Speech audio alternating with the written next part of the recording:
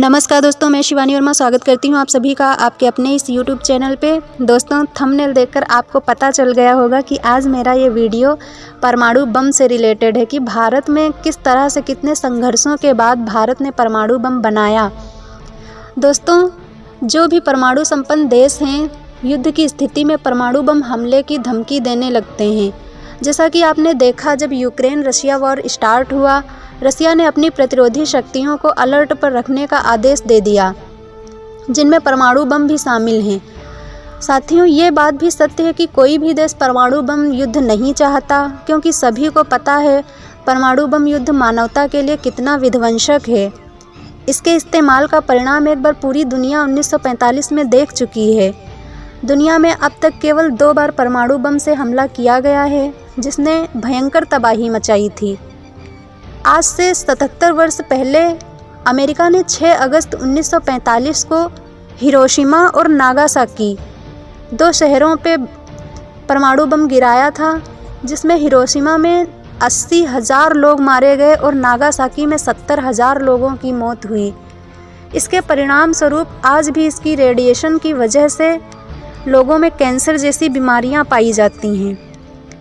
साथियों, दुनिया में 193 देश हैं जो संयुक्त राष्ट्र के सदस्य हैं, जिन्हें अंतर्राष्ट्रीय मान्यता प्राप्त है, और दुनिया में अभी केवल 9 देशों के पास ही परमाणु हथियार हैं, जिनमें नंबर 1 पे रशिया है। रशिया के पास 6,255 परमाणु बम हैं। दूसरे नंबर पे अमेरिका है, तीसरे नंबर पे चीन है, चौथे नंबर पे फ्रांस है, 5वें नंबर पर पाकिस्तान है और 6ठे नंबर पे अपना भारत देश है। भारत के पास 156 परमाणु बम हैं। दोस्तों, आज मैं आपको भारत के पहले परमाणु परीक्षण की कहानी सुनाऊंगी। कितने संघर्षों के बाद आज भारत परमाणु संपन्न देश बन पाया है। साथियों, बात है 1962 की, जब भारत और चीन से युद्ध होता है। भारत ये जंग हार जाता है। तब सभी दलों ने मांग की कि भारत भी परमाणु बम बनाए। उन दलों में एक दल जनसंघ भी था, जो आज बीजेपी है। दोस्तों, इसी बीच सुपर पावर अमेरिका ने CTBT नियम बना दिया, कॉम्प्रहेंसिव टेस्ट बैन ट्रीटी। इसका मतलब दोस्तों, कोई भी देश परमाणु परीक्षण नहीं कर सकता, न जल में, न थल में, न नभ में। और इसके साथ ही NSG बना दिया, NSG न्यूक्लियर सप्लायर ग्रुप, मतलब कोई भी देश भारत को न्यूक्लियर नहीं देगा। दोस्तों, सिर्फ यही 2 बैन नहीं थे। यदि हम चोरी छुपे यूरेनियम मंगा भी लें तो NPT लगा दिया, NPT नाभिकीय अपसार संधि। इसका मतलब कोई भी देश टेक्नोलॉजी नहीं बेचेगा कि परमाणु बम बनता कैसे है। दोस्तों, अब आपके मन में सवाल उठ रहा होगा कि सब कुछ बैन था, फिर भारत ने कैसे बना लिया। तो दोस्तों, मैं आपको बता दूं, जहां चाह हो वहां राह मिल ही जाती है। इंदिरा गांधी ने डिसाइड किया। इंदिरा गांधी ने अमेरिका के पास एक प्रस्ताव रखा कि आप हमारे यहाँ परमाणु बिजली घर लगाएं। अमेरिका तैयार हो जाता है। 1972 में तारापुर में बिजली घर लगा देता है। फिर क्या, बिजली घर में यूज़ करने के लिए यूरेनियम आता है, लेकिन इतना पावरफुल नहीं था कि परमाणु बम में यूज हो सके। और यहाँ भारत में उसी यूरेनियम से बना दिया जाता है परमाणु बम, जो कि सक्सेस नहीं होता है। इन्होंने पोखरण में परमाणु परीक्षण किया, लेकिन वो इतना सक्सेस नहीं हुआ जितना होना चाहिए था। इस परीक्षण का नाम स्माइलिंग बुद्धा रखा। भारत के पास आर चिदम्बरम, APJ अब्दुल कलाम जैसे वैज्ञानिक थे। परमाणु बम बनाने की तैयारी कर लेते हैं, लेकिन परीक्षण कैसे करेंगे? अमेरिका ने सब कुछ तो बैन लगा रखा है।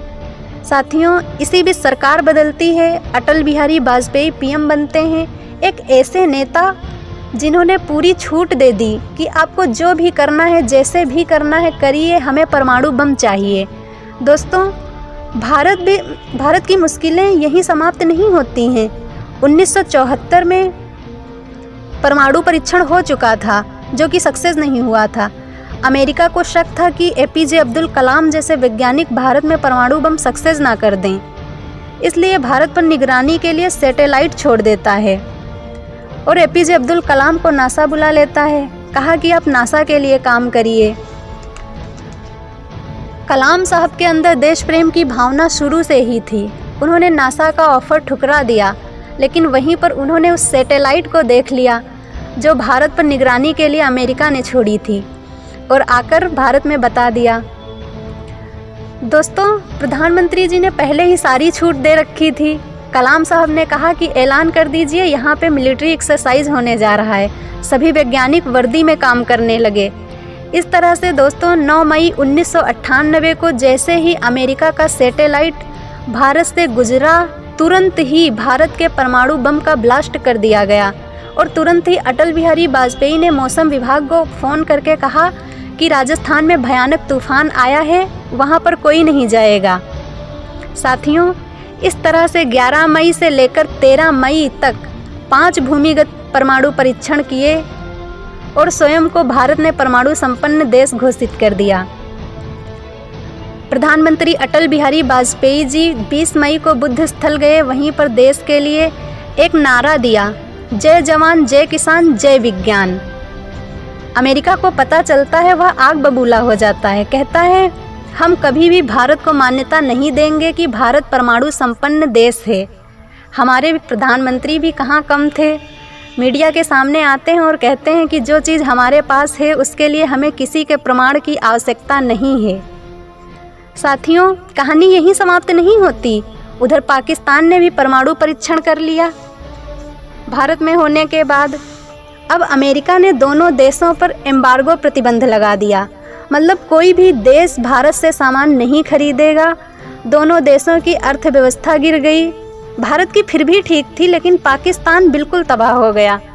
उसने परमाणु बम ही बेचना शुरू कर दिया। तब अमेरिका को मजबूरी में प्रतिबंध हटाना पड़ा, क्योंकि जो सीटीबीटी उसने लगा रखा था कि कोई भी देश बना नहीं सकता, अब जब बनाएंगे नहीं तो खरीद लेंगे, इसलिए अमेरिका को मजबूरी में प्रतिबंध हटाना पड़ा। लेकिन उसने भारत पर केस कर दिया कि भारत ने एनएसजी, एनपीटी और सीटीबीटी का उल्लंघन किया है। सीटीबीटी का मतलब न जल में, न थल में, न वायु में कहीं भी परीक्षण नहीं कर सकते थे। भारत ने अपना पक्ष रखा और कहा कि हमने न धरती पे किया है, न जल में, न थल में, न वायु में, हमने धरती के अंदर परीक्षण किया है। इस तरह से भारत केस जीत जाता है। साथियों, ये पोखरण की कहानी हमें बताती है कि हम हमेशा से आत्मनिर्भर और शक्तिशाली बनना चाहते थे। दोस्तों, इतिहास वही बनाते हैं जो दुनिया की परवाह नहीं करते हैं। आज भारत 9 परमाणु संपन्न देशों में शामिल है। आपको ये वीडियो कैसा लगा कमेंट बॉक्स में ज़रूर बताएं। वीडियो को लाइक, शेयर एंड सब्सक्राइब करना बिल्कुल ना भूलें। धन्यवाद।